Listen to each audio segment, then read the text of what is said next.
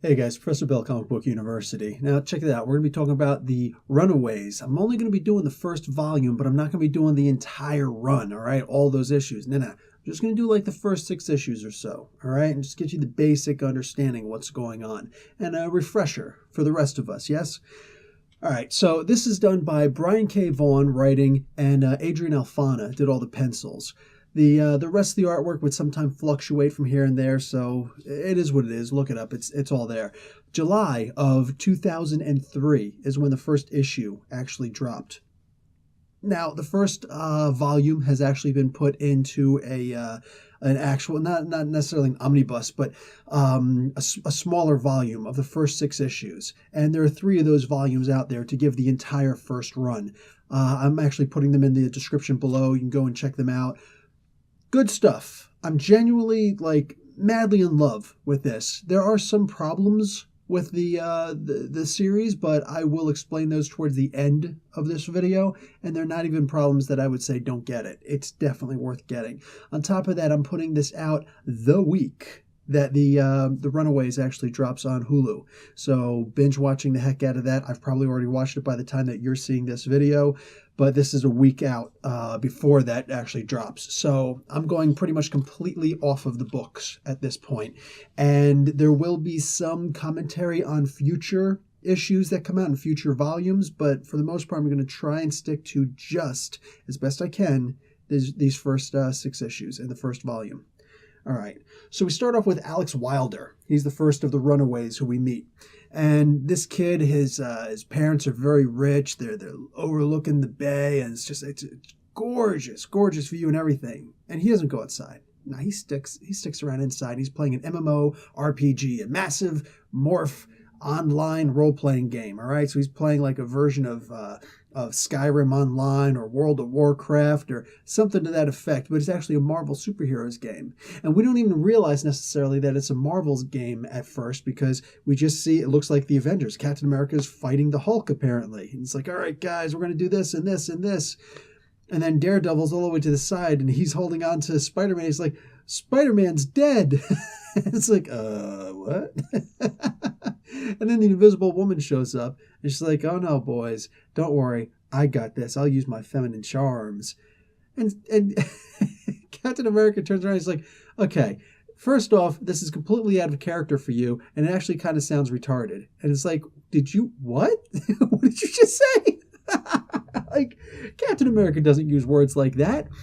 So it's a funny little way of showing this is an MMORPG, and they're all playing versions. I wish that this game actually existed, man. So they're all playing this game where they get to be whoever they want, and they got these skins and whatnot. And Invisible Woman's looking pretty good. All right, she's looking pretty good. And they're all guys. They're just talking with each other, and they're like, yeah, well, you're out of character saying words like that, man. And just kids. They're all just kids. Dad comes walking in. And Wilder's like, okay, the overlords are here. If only you knew. So parents come in, they're like, dude, what are you doing? What are you doing? You're sitting here playing a video game? Are you wasting my money? It's like, Dad, we are rich. There is no wasting money, all right? It's a couple of bucks per month. Come on. And it's like, you know how I got rich is by not wasting my money, not squandering my money on this nonsense. He's like, well, then let me get a job. That's cool. That's cool. He says, well, then let me get a job so that I can pay for this stuff. And he's like, no way. No, it's not going to happen. So we get to learn a little bit here. We got essentially overprotective parents who want their kids to grow up to be their kid. All of these families only have one kid each, all right? Alex Wilder is the Wilder's kid. So they're like, we want what's best for you. We want you to grow up to be smart. We don't want you to be stuck inside here. The game's like, but these are the only friends I got. It's like, well, then go outside. It says more than that. You know what? We got some kids that are coming over today. It's like, oh, geez, it's that once a year, the whole annual fundraiser thing that you guys do. It's like, yeah, we're going to be coming over and we're going over the details of our fundraiser, and we're going to be trying to, just do stuff with the other families. So there's 5 other families coming over, 5 other kids coming over, and you guys are all, going to be able to hang out. And realistically, they're all about the same age. I mean, Chase, I believe, is the oldest, and Molly is undoubtedly the youngest, but I'm going to get to all that. It's like, all right, fine. So you go around, you get to see all these other families that are out there. And guys, without me going into the description of who these guys are, by all means, you go into the description below and check out my explained in a minute for all of the Runaways. All right. Personally, I'm going to say it's some good stuff. I think you'll like it. All right. So anyway, we have the Runaways before they ran away. They all come over and they're all hanging out, and they're told just go and hang out in the game room. All right, so they're sitting down there, and you got video games all over the place. Like you got a pool table, you got all sorts of board games all over the place, and you got couches. So of course these kids, they've got to be bored as opposed to try and find. You've seen teenagers before. We've all been teenagers. Some of you are teenagers, all right? It's like you got to act like, oh, everything's so boring. This is not happening. This is not the place to be. I'm like, I'd rather be doing anything than this right now. There's stuff to do. Shut up and go do it. How about that? It's all a facade. It's all a facade. So anyway, they start talking, and Alex says, "Yeah, listen, you want to go and hang out in the secret corridors and see what our parents are doing?" It's like, what are you talking about? Secret corridors? It's like, yeah. Turns out my parents have some secret corridors. It's like, okay, that's not creepy. It's like, it's not creepy. Listen, I was actually looking for some presents, for Christmas a couple of months ago, and I happened to find these corridors. My dad's just really, really curious about security. That's the thing. He's really big on security. So that's all it is. So it's like, well, I guess it's either that or sitting here, so fine. Which is another way of saying, ooh, that's interesting. Let's go check it out. So the Goonies, oh, sorry, bad reference. These guys decide to go down these corridors and whatnot. And they see a bunch of the two-way mirrors and whatnot, so they're looking through and they're seeing all these things. And at one point they come to this one area where they're overlooking the basement study. And there's like 3 layers of basement in this house. And they see them all down there, all of the parents down there, but they're in costumes. What? Now, his parents, Alex's parents, aren't in costume, but all the other ones are. These guys, they're just in nice suits, These other guys are all in these weird costumes. One's in this, like he comes from a different time period. One like he's, and I'll just really explain it now. These guys are basically a part of the Pride. They are a criminal organization. So it's funny because they get down there, these kids, and they look and they're like, oh, wow, I know my parents soundproofed this area, but you can't really soundproof two-way glass. So says, check this out, man. These guys, they're like superheroes. Look at that. How cool is that? They're all in these costumes. And then they start, talking about some really evil stuff. They're like, are they super villains? What's going on here? You got the Chase's parents don't have any superpowers. They are just like kingpins. You know what I'm saying? They're very affluent. They're clearly the richest of the people there, Gertrude York's parents, Gertie's parents, they are time travelers. So they actually break through the 4th dimension, just making up stuff as they go along. And they go to alternate timelines. They've got this actual axe from an alternate timeline where the feudal samurai used battle axes instead. Yeah, so fun stuff, little stuff like that. Anyway, and it's like sharp everywhere you could touch on the thing. Anywhere possible you could touch on the thing, it'll cut you. It's the weirdest thing. So we move on, and Carolina Dean's parents, they're actually aliens in these really cool freaking suits. Like, these suits are badass, but they're criminal aliens to boot. And what do you call it? They got this whole thing about them where they were actually criminals on their planet and they were exiled. And again, just go and check out in the description, all these characters, the Runaways, explained in a minute. And I explained each one of the Runaways. So they start, like looking at like what's going on? Oh, Chase's parents are inventors, like serious mad scientists and stuff. Nico Minoru's parents are magicians or sorcerers.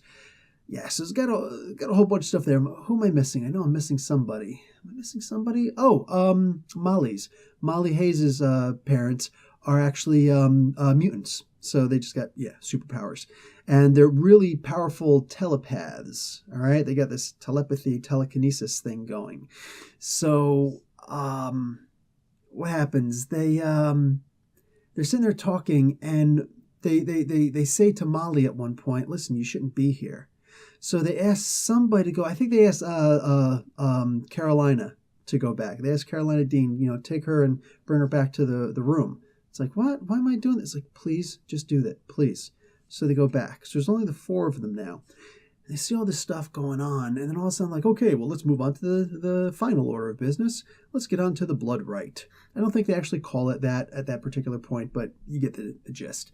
So they pull out this girl. Later on, you find out that her name is Destiny Gonzalez, but she doesn't need a name. Whatever, They pull her out of this hiding space, and for whatever reason, these guys, they're like, insulting each other. They really don't like each other, these guys.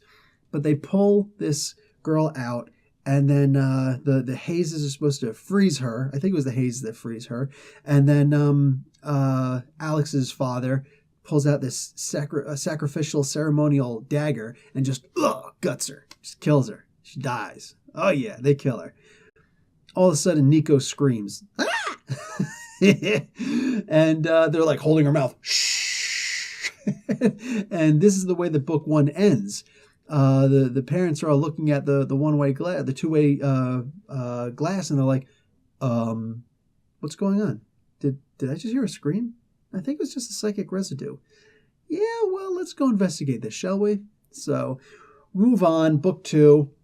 Basically, these kids are like the best actors in the world, and I get it from Carolina because her parents are actually soap opera stars, and they're on a bunch of different TV shows and things like that, movies.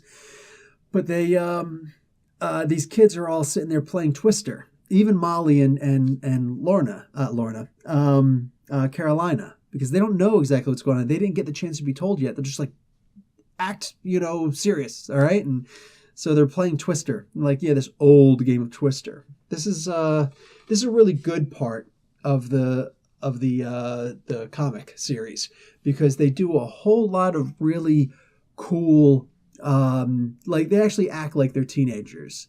Brian K. Vaughan, when he's writing this, he acts like he's a teenager doing this. Be like, yeah, I was playing one of your old games, your really old games. Like it's Twister, people my age were like, yeah, it's called Twister. This stuff was around when my parents were kids, for crying out loud. Twister, whatever. It's been around forever. So is Slinky, and they're still fun today. Shut up. So of course they just got to make fun of it. It's outdated. Okay, sure. You're playing it. So, and even Molly's like, this was actually really fun. How come we didn't play this before? So they have to explain. They can't explain to Molly, so they ask Gertie to take her away. And Gertie's like the most sarcastic woman you're ever going to find. At the same time, it's pretty easy to understand Gert's character, all right? Gert is extremely smart. Remember, her parents are time travelers, She is extremely smart, and but she's heavy. She's very heavy, for her age and whatnot. And she has the zits, the blackheads, like the parents actually make fun of her at one point. Not her parents, the other parents make fun of her. Like, yeah, if there was anybody we were going to sacrifice, it was going to be you. It's like, wow, take that. Mostly because of her attitude, I would imagine. She's got a really bad attitude, but at the same time, she's a teenager. What are you going to do? So anyway, all these kids, they go and they start having the conversation, trying to figure out what's going on. They're bringing Caroline up to date. It's like, dude, no way. And since she didn't get to see it, she doesn't believe it. Plus, it gets even worse. She's the only one who actually really likes her parents. All right, Alex likes his parents too, to a strong degree, but he still, feels like they're flawed, whatever.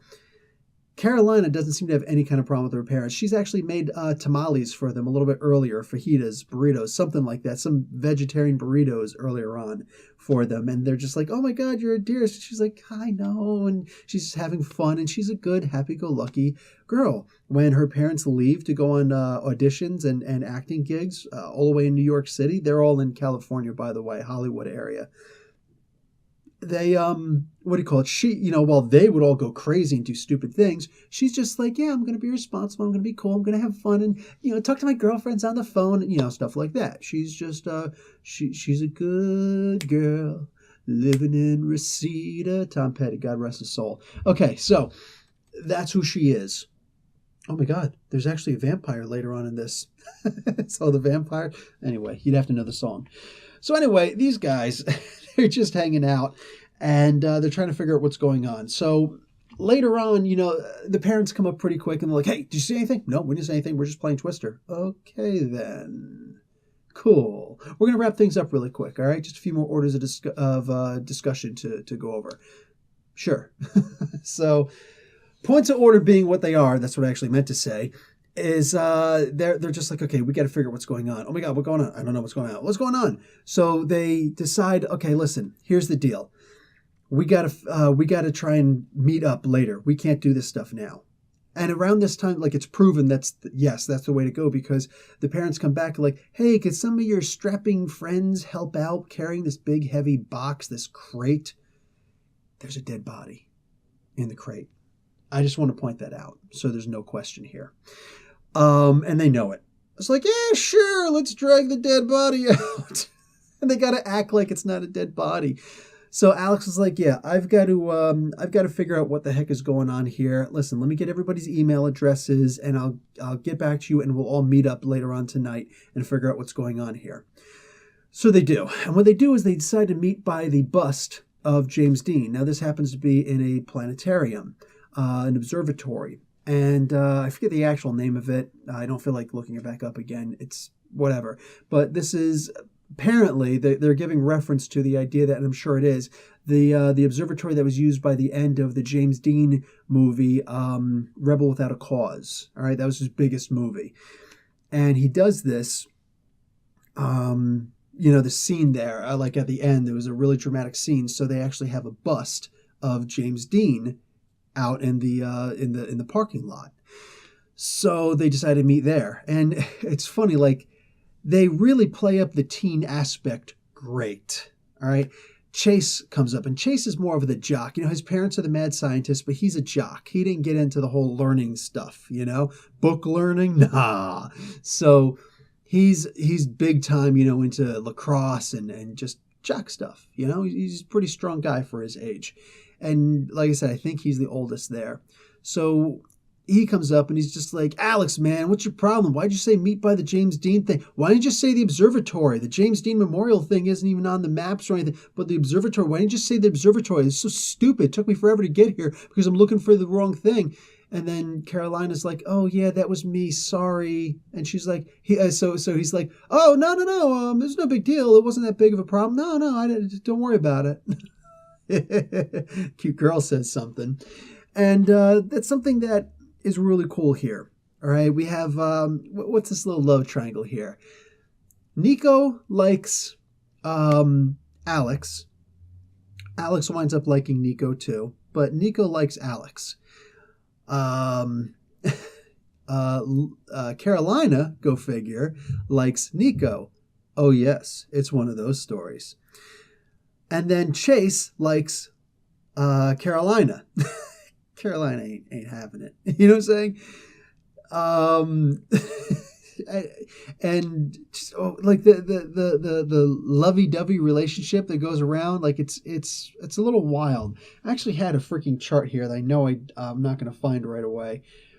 But there's like, it's a circle of everybody liking each other, whatever. It's not that big of a deal. Anyway, so they all come to this conclusion that they've got to, once they all get together, that they've got to decide on what to do. And the vote barely squeaks in, we got to call the police.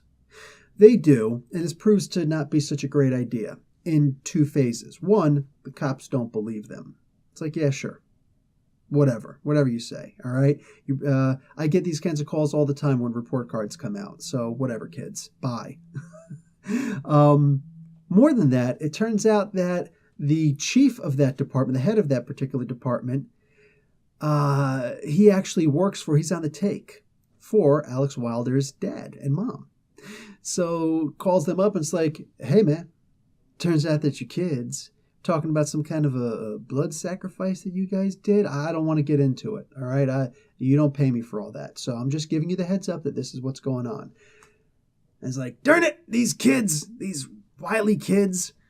So he calls them, he does a bunch of things, like all sorts of crazy things start happening. They start meeting up and trying to figure out what's going on. He wants to go and try and explain things first, goes into the room with mom, but it turns out it's like, oh, he's gone. There's a mannequin head in here. It's like a Ferris Bueller kind of thing. 9 times.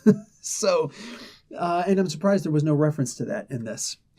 Anyway, so they decide, okay, since this isn't working, we've got to try and find this body. We need proof. The best way we can do this is to find the body. So they brought the body back to Gertie York's house. It's like, all right, let's go to her house. So they go there. They start looking around. They can't find anything. There's just antiques all over the place. Go figure. Time travelers. They have antiques. Mind you, nobody knows their parents have powers or that they potentially have powers. So they, mind you, Molly Hayes is not with them. That's actually kind of crucial to the story. Molly Hayes is not there because she's too young. Alex decided Molly, that young, she should not be involved in this. So she's still back at home getting some rest. That will be a big thing for Molly, is always sleeping. So they go to Gertie's house. They're rummaging through the antique collectible sideshow stuff all over the place, and they find a security box that doesn't seem to be involved in security for the house. So they're like, okay, this has to go someplace. And I think the numbers were 3, 4, and 7, if I remember correctly. It's like, okay, it's a pattern of 5, and there's got to be, these 3 numbers involved in it. It's like, how do you know? Well, they're a little bit darker from all the oils on your finger that would smudge the keys. You're way too smart. Nico actually figures that out. It's like, you're way too smart to be here. So I think it's actually Alex who says, are there letters on there? Yeah. What do you think it's going to spell out? Try pride. So, that's the name of the group. Their parents' evil super villain group. So type in pride, sure enough, it works. So this door opens up and a freaking velociraptor comes out. So, oh man. Next book, we see the velociraptor, who will eventually be named Old Lace. Gertie eventually names her Old Lace. So this thing jumps out, attacks Chase, I think. Chase at one point grabs a freaking it just comes out, it's like, like that, and he grabs like a lamppost and just whack. The thing just jumps on him. It's like, dude, come on, man. And just all sorts of funny antics ensue. And they realize that it will obey Gert's mental commands. It will obey her no matter what. Now, on top of that, all of a sudden, her parents show up. And they're like, oh, crap. And then they realize it's a hologram. Chase is hysterical because he's like, hold on, let me get this straight. The velociraptor is real, but the parents are just a hologram? What the hell? Great line. I love the humor in this. I'm kicking things over. Probably my Captain America shield. He appears towards the very end of this series. Anyway, so it turns out this is a hologram that was set to go off if the case was ever opened up.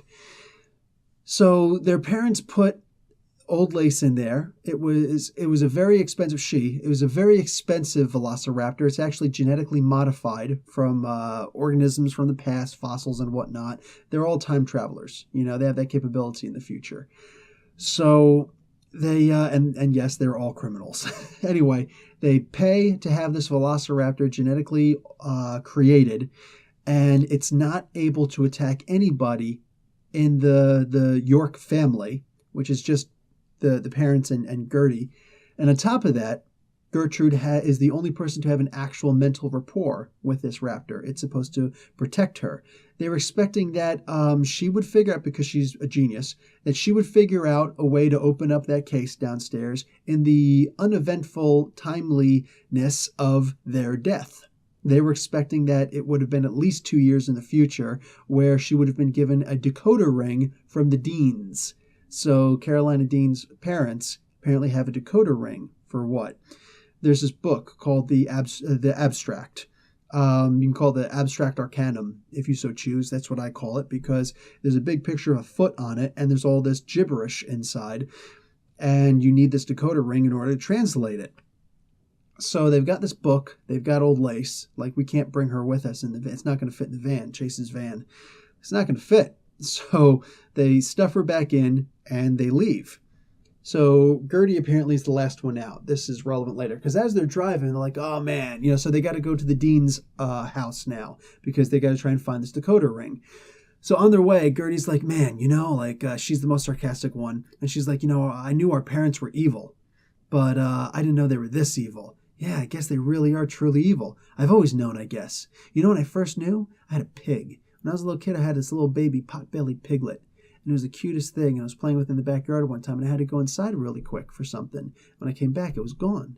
And I knew my parents got rid of it. And they said, oh, I must have left the gate open. But I don't leave gates open. I never leave gates open. So that's how I knew that my parents got rid of it. That's how I knew that they were evil. Now, she never figures this out on her own. But as she's saying, I never leave gates open, you see old Lace up in the wood line. She's following them in the van. She's got the scent. And she's following them in the van to try and keep Gertie at the very least safe. Which means she forgot to close the door. This will come up at least once more, I think twice more later on, that Gertie will always blame someone else, even though the evidence is right there in her face. Like at one point when Gertie comes back, it's like, when old Lace comes back, Gert's like, oh, wow, Gertie, you found us. Like, I thought you locked her up in that closet. Yeah, but I guess my parents must have opened it and sent her after us to kill us. Or, the obvious, you forgot to close the pen. So there's just so much about this comic book you can't help but to love. It's really good in that regard. The irresponsibility of kids. I was a kid once. So they get to Carolina's house, and this is fun. Chase has the brilliant idea. Let's look for, the last will and testament stuff. And he finds it. And she's all like, no, my parents aren't evil and stuff. That's personal, private stuff. And Alex is like, no, that actually makes sense because this was stuff that was left over for Gert, that we saw in her house. So why wouldn't it be in the same place? So all this stuff. And on the last page, they say, this is the stuff that I'm leaving for Carolina. And what is it? It's a picture of the medical symbol with the staff and the two snakes, the symbol of Apollo, is it? Mercury, symbol of Mercury. And with the two snake heads that meet at the top. And there's the Ghostbusters symbol across it. I've actually got that.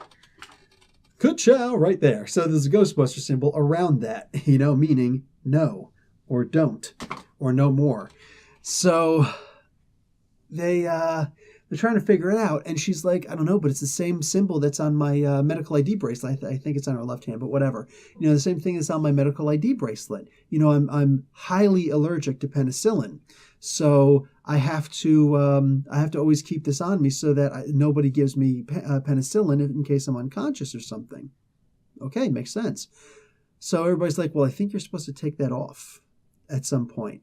So why don't you try it? She's like, all right, fine. And she tears it off. Like, see, there's nothing up. All of a sudden she glows into this incredible, beautiful rainbow creature. Oh yeah, it's amazing. Even what's his name? Chase is like, oh my God, you're an angel. Are you an angel? I know some of the spacefarers that come down to Tatooine, they talk about angels up in space. Are you one of them? Shut up, Annie. So anyway, all these guys are like, wow, what's going on? And she's freaking out like, oh my God, I'm not even human. What's going on? I'm an alien. Oh my God. And then she starts flying. And she's like, but I can fly. So who cares? So she's flying all over the place. And mind you, her parents are TV stars, movie stars. So they're really keen on keeping everything as close to possible to being paparazzi proof. So there are no neighbors anywhere around who can see them. And she knows this, so she's flying around. Yeah! It's like, I think somebody's watching us from the bushes. Well, anytime somebody says that, it's true. It's true, but it's old Lace, so it's not a big deal. But they don't realize it. Old Lace just knows, I got to stay in the distance because Mama said stay away. So I will technically stay away. Out of sight, out of mind. Freaking dinosaurs smarter than all of us. So they decide we got to go and pick up Molly. Look, there's too much crazy stuff going on. We got to go pick up Molly because this is getting really dangerous right now. All right. So on the way, Chase is like, yeah, can we stop off at my parents' place? It's like, dude, what are you doing? It's like, well, everybody got stuff. Like, Gertie got a dinosaur. Um, we found out that Caroline is a mutant. I want to, or, mutant, an alien. I want to see what I got. It's like, okay, this is childish. It's like, no, it's on the way, and it will help if we have to face our parents. So there's that. So it's like, okay, it makes sense. Fine, since it's on the way. So they stop off, and there's a shed that they never go in. And like, dude, what's up? Let's check this out. So it's this little tiny shed. It's like really small. And they, mind you, the picture that you're looking at, they're actually on a hill. If you really look at it, they're on an incline. And down at the bottom of the hill is where the shed is. So it's actually not that small. It's not like, a little doggy shit. Snoopy's not on top playing the Red Baron with, the heck is that bird's name? Woodstock. So anyway, Charles Salt's stuff aside, they break in. And it's funny, they have a conversation about lockpicking. It's like, well, my light goes all over the place and whatnot. What if I were to focus on a really small, it's called a laser. What if I were to focus on making a projectile, a concentrated projectile? So it's like, okay, well, forget about picking the lock right now. Chase comes out with a shovel. So they go inside. It's like, wow, it's bigger on the inside. Doctor Who reference. Loves it. And this was back in 2003 when Doctor Who wasn't nearly as big as he is today in the rest of the world. Sorry, Britain. He wasn't always that big in the rest of the world, all right? It was a fairly closely guarded secret for you guys.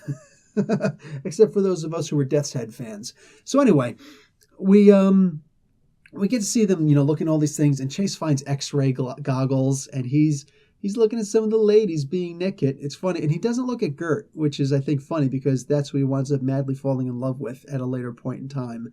But for now, he's looking at Caroline, he's looking at Nico. It's like, how you girls doing, huh? So, yeah, funny stuff. For a peeping Tom. just realized how creepy it is saying that's funny. Anyway, and then he also finds what are later revealed to be called the Fistigons. Now these are these gauntlets that he puts on and he can manipulate inside, and these giant mechanical fingers on the outside, he's controlling them, and they're able to do all these crazy things, but he doesn't know how to weaponize them yet. They're just these funny little things right now. And all of a sudden his parents come in, and so do Nico Minoru's parents. And they come in, they're just like, not cool. So Chase comes from an abusive family. They beat on him. They put him down in every way, shape, and form possible. Specifically, his father actually does punch him and stuff like that. And he turns around to his father. Yeah, well, you hit like a girl. It's like, wow, dude, loving relationship there. So it doesn't come as much of a surprise when they turn around and they disable him. Like immediately they take him out of the fight because he's got the Fistigons. Like, if he learns how to weaponize them, we're in trouble. So just boom, like something happens, some kind of a thing, and he falls out. He's unconscious. He's out for the count. That's it. Done. Rest of the fight, he's gone. Don't look for him to help. Caroline is the biggest threat essentially, and she turns into her mystic prism form, her natural form, as being a Magestarian from the planet Magistar. And she flies up and she's getting ready to do things. The Minoru's like, yeah, screw this. Papa Minoru, he's like, and has this water come up, and she's in this geyser, this mystical geyser, and her form is muted now because it's like, I imagine because it's refracting the light all over the place. And she's just like, she's stuck there. She's kind of drowning. They're not going to kill them. They're not interested in killing these kids. That would cause a war between the whole pride. Not something you want. Excuse me. Plus, we find out that these guys, very specifically the Wilders, are in charge of the crime syndicate for the entirety of Los Angeles. Yeah, it's a big time thing there. It's one of those things where it explains why it's such a big city, but all the crazy stuff happens in New York, but not over here. So when later on when something does happen, they're like, okay, not cool. Let's find out who these people are right now. It's cool. It has something to do with the vampire. Anyway, so it's a battle that actually takes place over more than one comic, but it's good. There's a lot in there to understand. At one point, Nico's mom has the Staff of One. This is a source of power, and to give you an idea of what the source of power is, it's so strong that it once made the Dread Dormammu quiver. Yeah, tremble. I think the word was tremble. So he got the shakes, man. He got a little scared at the staff of one. That's powerful, all right?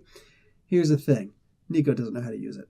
And these guys obviously are not using it to their fullest extent.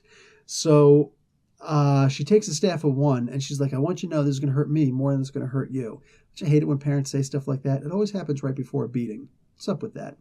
So she takes it, and she's not trying to kill her, you know? It's not sharp or anything. But she takes it, and she's going to jam it into her chest to make her, ooh, and then, get hurt. Well, it goes a lot more in her chest than she expected. Nico actually absorbs the staff. She sucks it into her body. It gets absorbed. She's like, what happened with the staff of one? And she's all just like, snap out of it, Mom. Snap out of it. And she grabs this robot head off of the table and just cracks her, knocks her out. What do you call it? Her dad winds up getting distracted at one point from a shove, and Carolina gets dropped, and crazy things all over the place. Oh, freaking Gertie jumps in. Or Gertie's laying there, and the Stein parents are like, get her. And she's like, help me. She felt empathetic bond that old Lace was out there. So sure enough, Lacey comes in, goes after these guys. Ain't pretty. It's not pretty. So she's like, I knew you were out there. It's like, wow, to see Gert smile. Imagine that. She's actually got teeth for more than just biting people's heads off. So with Nico's dad getting interrupted, Carolina gets freed. She does the lock-picking thing, as Alex says, like that. She pulls a dazzler and hits Nico's dad in the face. Once these guys are all out, they're able to escape. They're like, head for the hills, brother. So they start moving quick, and they got to get to Molly's house. Well, on the way, they get a phone call, which is funny because, what's his face? I think it's Alex. I think it's Alex they call, or Gert, whatever. Their phone is off, and yet it's still ringing. So they get a call, and it's like, hey, man, you guys better come over. Oh, yeah, it's actually, it is Gert. Gert's parents are calling her and says, you better get over here to, you kids better get over here to Molly's house because we're about to kill her. So if you want to see your friend again, better get over here. Now they're bluffing. And that's the end of that particular book. They're bluffing. They're totally bluffing it. You know what I'm saying? They're not going to kill her. Again, that would start a war. So they're like, okay, that being the case, we got to get over there as quickly as we can because our parents are clearly evil, and yeah, they really might kill her. So they go in, but Alex has a plan. Now, Alex doesn't actually have any superpowers. He doesn't have genius inventor parents. He's just got criminal overlord parents, in charge of LA, the entire crime scene. What he does have, though, is he is an expert strategist, tactician. He's great at plans. He's great at putting together formula together. And he's just brilliant in that regard. He's a prodigy in that regard. So he makes this plan. He's like, listen, we're going to have some people outside. We're going to have some people on backup. And then we're going to have me and Carolina are going to go in first. All right? And I believe it was him and Carolina going first. Maybe it was Nico, but I think it was Carolina. So they go in first. You got some other people on backup. And then you got some other people that are just supposed to stay outside and watch. So good plan. Works. And Gert's Old Lace is actually supposed to be the first wave of support. So anyway, they go in and they're like, yeah, get over here. Neil, Molly's parents, powerful psychopaths. And like, Neil, psychopathy, I should say, the telekinesis and all that. It's like, get on your knees. Now, this is what you're going to do. You're going to tell me where everybody else is and tell me everything you know. Otherwise, I'm going to have you snap each other's necks. Bluff. So all sorts of crazy things happen. Old Lace comes in and knocks somebody down. There's a big fight. Lorna's mom, actually Lorna, I always say Lorna. It's not Lorna Dean. It's Lorna Dern. It's Carolina Dean. You see the mix up there, right? Carolina Dean's mother comes home. Dad's still out doing an interview thing. But she comes back. She takes the first shuttle in. She gets in. And she's got her totally awesome super suit on, and she is infuriated. And she especially doesn't like Gertie. She hates Gertie. Gertie is not pretty, according to her standards, her TV A-class standards, A-list standards. And she even says at one point, if any of us were going to sacrifice any of you kids, it was going to be you. You're the only one that we actually decided was going to be expendable. And that's one of the big problems is that doesn't necessarily come across as a real burn for her. She doesn't talk about that really later. And that's one of the things that really bugs me. That really should have been addressed like in a major way, a lot more than any of the little stuff that happened. That really should have been like a major talking point for her. It is what it is. So this big fight happens. They're able to get their hands on the decoder ring. So they take that. And Molly, we discover, is actually a mutant. Now, the whole time she was trying to tell people that she's bleeding from and going through changes, and is this stuff normal? Turns out that they weren't talking about that form of puberty. It's a different kind of puberty. She is coming into her mutant powers at this point. She's bleeding from the nose a lot from using her psychopathy. Now, while her parents are powerful telepaths, she is all powerful, telekinesis users. She is also, absolutely, make no mistake. But she channels it, and check the description below for Molly Hayes, explained in a minute. But she has the power to use a form of tactile telekinesis, kind of like Connor Kent, the first version of Baby Superman, Superman's clone, Superboy, with the leather jacket and all that stuff. He grabs things, and through tactile telekinesis, he's able to lift things. Later on, he becomes a full-on Superboy. But the idea is, as I said, tactile telekinesis. So at one point, she actually shoves Carolina's mother out the window and into the swimming pool. Like, she gets knocked out twice in the fight before she finally gets knocked out for the duration of the fight. She's tough, man. She's tough as nails.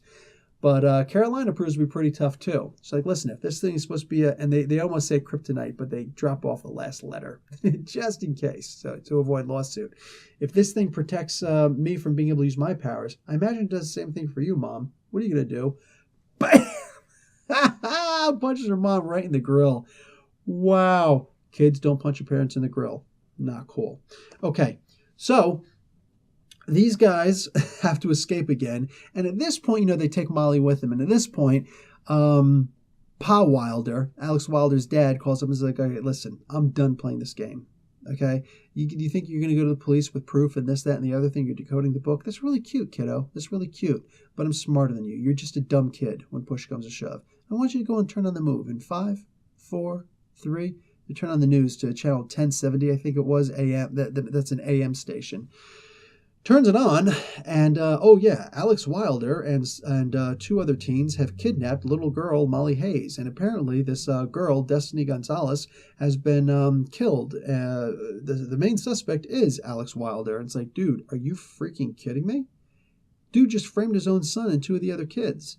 They're all like, why'd you frame my kid? Shut up, man. We only did it for 2 of your kids plus my kid because we didn't want it to all be connected back to ourselves. You know what I'm saying? So it's just a weird kind of a wordplay thing. That's all it is. Let it go. We just need them to come back. And then I can make it all go away. As soon as they come back, it all just goes away. I control the presses also. What are you going to do at that point? You guys got it under control. So all sorts of crazy things happen. I mean, they escape. They go to this area that they call the hostel. It's actually a cave. There was this big, beautiful, elegant hotel chain that there was an earthquake and it went under. And there's this little entrance that Chase wound up finding. He goes in there and he finds this beautiful, place. Most of the area is destroyed, but it seems like there's endless rooms in here. More on that in the future, but wow, like it's gorgeous like that. They call it the hostel, and which is just a European way of saying a hotel, a place to stay, And at around this point, Alex and Nico wind up giving each other a little kiss there. And one of the big things that happens is that they what do you call it? Somebody left a note in that battle. They get a hold. The parents get a hold of that note. One of the kids left a note say, "I'm always going to be loyal to you. You're still my parents, and I love you. No matter what." It's like, oh, so they've actually got somebody on the inside of the Runaways. Interesting. Now, also, Gert starts saying, we're going to change our names. We're going to give ourselves, superhero names. I'm going to be Arsenic. Don't worry about trying to remember anybody's names because none of those names stick. Absolutely none of those names stick. They are who they are. They're not these names. But Gertie's like, it's my slave name. They gave it to me. It's like, calm yourself, girl. And Alex isn't going for it. He's like, no, I have a name. You know what I'm saying? Regardless, they don't have anything to do with me in that regard. It is what it is. So at one point they go out for food supply. This is later on in like the next volume. They go out for food supplies. They come across this other kid who apparently has a similar situation and whatnot. He turns out to be a vampire and just, wow. At a later point, when they're trying to figure out what's going on with all of this stuff, Cloak and Dagger show up. Go and check out Cloak and Dagger Explained in a Minute. Totally awesome video. People seem to like it. And it gets nuts. The Avengers get involved. All these other characters all over the place get involved. And they're basically just trying to bring down their parents and trying to figure out who they are and who each other is at the same time. And they have to deal with being a teen, which is angsty enough to begin with. But then, Carolina has to deal with, I'm an alien. I'm not even from this planet. Oh my God, what the heck? And their little love relationships with each other. It's fun. It's a genuinely fun title. And even the second volume is good, like volume 2 of the comics, not just volume 2 of this, of this first series. All the series, I don't think I've come across a bad Runaways book. They always seem to be written very well. Even they did a Civil War crossover back in the day. So what was that, like 2009? So I genuinely love this. I recommend this to anybody. If I had to say anything bad about this, it's that it's very seriously dated. All right. Brian K. Vaughan put in a lot of references that I remember them because it's me. I remember these things. But it's not about remembering them. Remembering them, that's nostalgia. But when new, younger readers jump on, like what comes after a millennial? When newer, younger readers jump on this and they start reading some of this, they might look at this and go, who's Saddam Hussein? Yes. I know for many of us would be like, come on, man. But yeah, young enough audiences, they would look at this and say, who's Saddam Hussein? Because they're mentioning this, we got to hide like Saddam. It's like, nobody's going to get that. It doesn't even say Hussein. I'm saying Hussein. Obviously, there's a reference to Saddam Hussein hiding in a hole in the middle of the desert of Iraq, but how many people know that reference when you're like 12 or 15 even? Not everybody's going to know what Saddam is. It's like, is this a bad spelling of, Saddam? Like, what's going on? Saddam, it's not even a word. Yeah, so there's a lot of references like that, genuinely, a lot. You're going to find them all over the place. So it's a weird kind of diaspora there, where you've got something that the people who read this, or the people, who are old enough to get all of those references, which are dated, which is time-stamped, they're going to love this. I don't care if, 30 years from now, somebody, my age or so, jumps on this book, even, 20 years younger than me, jumps on this book and looks at it and says, ba, ba, ba, ba, ba. Oh, wow, I get all these references. That's so cool. But somebody just 10 years younger, not going to get them. And why would they? Why would they? So it would be like somebody talking about a pet rock. So how many people really know what a pet rock is? It's like, let me get this straight. It's a rock and it's a pet. I don't get the allure. You're not supposed to. It's a dated reference, So how many people can quote Grease, that movie Grease, right? John Travolta and Olivia Newton-John. How many people still know those songs? If you do, you're probably older. So that's one of the only problems I really see with this comic book. Even the art in this, perfectly fine. Later on, at the time of me reading this, I think it's up to around issue 8, the not X Factor. Oh, for crying out loud, what's it called? The Generation X comic book. They try to imitate this art a lot, and it fails miserably. I complain about, the teeth and the lips, just mouths. Everybody's talking like that. Like, no. Adrian uses that technique here, and it just works so well. It works so well. Seeing the art the way that it's drawn, that kitty, almost manga style of art. It's beautiful, and it's the perfect fit for Brian's writing. Literally, like aside from the dated references, I can't find a single flaw with this comic. It's heartwarming, it's endearing, it'll get you, like in the heart. A couple, like there are some scenes in there that'll get you where you're just like, damn, these poor freaking kids, like it hurts sometimes, but it's good. And I generally like, honestly, if you are over 15 years of age right now, I would highly recommend grabbing this comic book. If you're younger, you're 15 or younger, you might not enjoy it as much because the dated references will throw you off. It will make you say, it's an old book. It's an old book. It's only from 2003. But for you, it will absolutely be an old book. So if you're like, around 20, maybe even 18, but if you're around 20 years of age or something like that, in the current year, it's almost 2019. 2018. It's today's November 19th, 2017. You know what I'm saying? So if you are around 20 years old at the time of this, I think that you'll be able to read this book and you'll enjoy it. And literally it'll be like so perfect that, yeah, you'll be glad that you took the reference. Aside from that, guys, that's all I got.